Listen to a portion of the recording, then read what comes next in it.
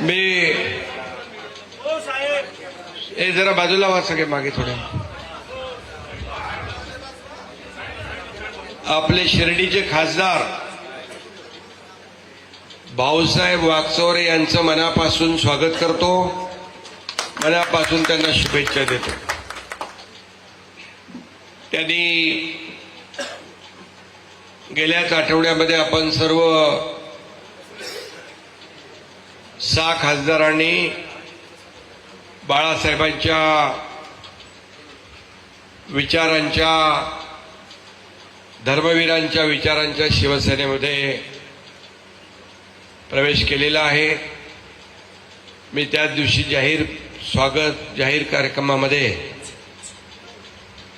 त्यावेळेस माझं मनोगत व्यक्त केलेलं आहे. खरं म्हणजे आज प्रवेश आहे मारुतीराव वाडेकर,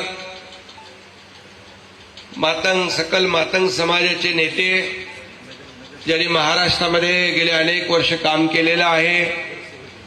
त्यांच्या अनेक कार्यकर्ते जे आहेत, पदाधिकारी, सुदाम धुपे, ॲडव्होकेट राम चव्हाण, सुरेश साळवे, राजेंद्र अडागळे, रमेश रोपटे, बाबूराव आंबेगावे, विष्णुराव साहेब गवळी, जगन्नाथराव शिंदे, अरुण सूर्यवंशी, हसन साहेब, रामचंद्र पाटील, सुनील चांडोळकर, बाळाजी पाटील, मुकिंदर कुडके, गंगाधर, बरोबर आहे ना, कोतेवार, प्रल्हाद भंडारे, गुलाबराव अण्णाभाऊ साठे, राजेश मनोरे, गुडले कुडके, अविनाश जेटे, बरेच लोक आहेत. सगळ्यांची मी नावं घेत नाही. आणि त्याचबरोबर आज ठाणे जिल्हा मध्यवर्ती बँकेत देखील या ठिकाणी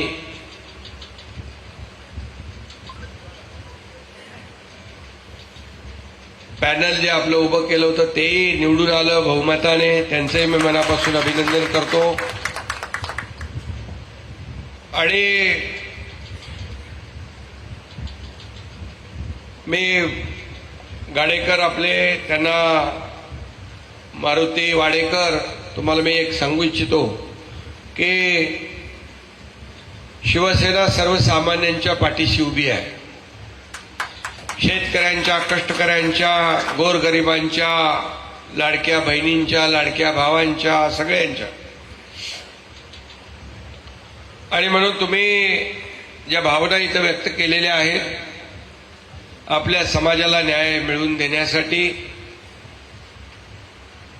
अण्णाभाऊ साठेंचं कार्य या महाराष्ट्रासाठी आपण पाहिलेलं आहे. आणि त्यासाठीच आपण आरटी आपण स्थापन केली, मी मुख्यमंत्री असताना. आणि समाजाला न्याय देण्यासाठीच आपण अनेक निर्णय घेतले. मुख्यमंत्री असताना 2.5 वर्षाच्या कारकिर्दीमध्ये विकासाला गती दिली. सुरुवातीला मी आणि देवेंद्रजी, आम्ही दोघं या राज्याच्या विकासाला गती देत होतो. नंतर अजितदादा आले आणि आपण पाहिलं की अगदी या महाराष्ट्राचा विकास ज्या वेगाने झाला, त्याचबरोबर प्रत्येक समाजाला न्याय देण्यासाठी अनेक योजना आपण केल्या. इकडे लाडक्या बहिणी आहेत, मुख्यमंत्री माझी लाडकी बहीण योजना असेल, महिलांना अनेक योजना असतील, शेतकरी सन्मान योजना असेल, आणि प्रत्येक समाजाला न्याय देण्यासाठी अनेक निर्णय आपण घेतलेले आहेत. आणि म्हणून तुमच्या भावना ज्या आहेत त्या समाजाला न्याय देण्यासाठी आहेत. आणि नक्कीच आपल्याला मी सांगू इच्छितो की सामाजिक न्याय मंत्री आणि मुख्य सचिव आणि सदर विभागाचे सचिव यांची आपण बैठक घेऊया. आणि या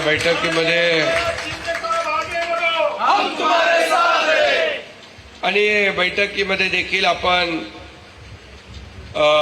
सकारात्मक जी काही चर्चा होईल, मुख्यमंत्री आणि आम्ही यावर प्रत्येक समाजाला न्याय देण्याची भूमिका घेतलेली आहे. आणि म्हणून मी मुख्यमंत्री असताना देखील आम्ही टीम म्हणून काम केलं. आता देवेंद्रजी मुख्यमंत्री आहेत, आम्ही टीम म्हणूनच काम करतोय.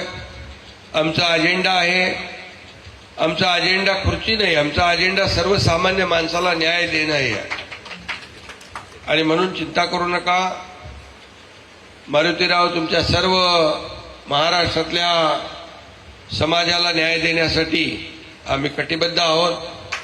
आपण सर्व समाजाला एकत्र करा.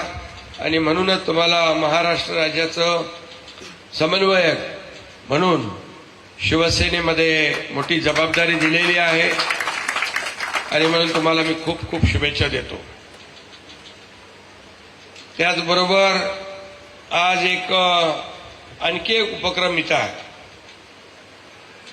आश्रय केंद्र गिग आणि असंघटित कामगारांसाठी एक अमेझॉन इंडिया या कंपनीने CSR मधून ठाणे शहरामध्ये 80 केंद्र उभारण्याचा निर्णय घेतलेला आहे.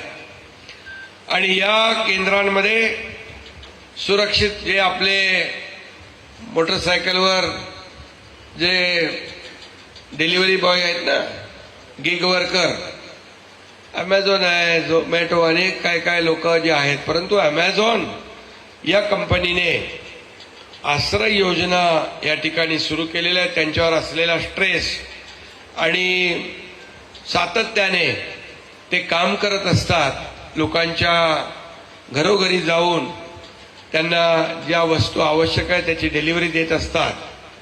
आणि अशा लोकांची काळजी घेण्याचं काम देखील आपण करतोय अमेझॉनच्या माध्यमातून.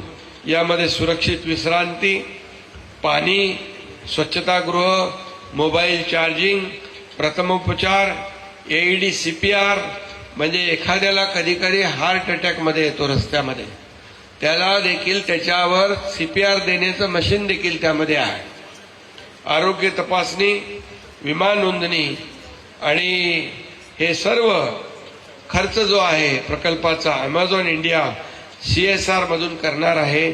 मी मनापासून त्यांना धन्यवाद देतो, अमेझॉनच्या सर्व पदाधिकाऱ्यांना. आणि त्याचा प्रयत्न करणारे आपले कुठे आहेत, भोसले आपले, त्यांचं देखील मनापासून मी अभिनंदन करतो. खरं म्हणजे